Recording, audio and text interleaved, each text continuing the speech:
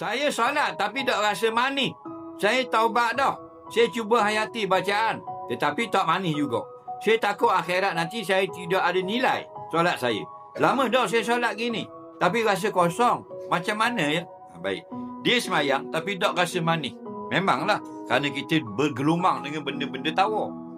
Faham lagi? Di antara yang menyebabkan rasa tidak sedap, tak ringan, tak sedap, ialah dosa.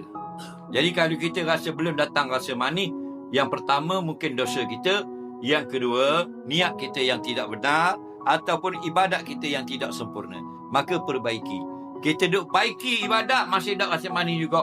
40 tahun aku sembahyang, duk usaha sama nak dapat kemanisan ibadat, tak dapat juga, kamu dapat syurga Allah. Pasal apa? Allah bayar usaha kamu itu dapat pahala akhirat.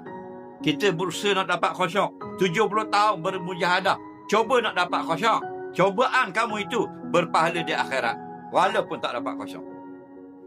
Faham lagi? Itu pemberian Allah.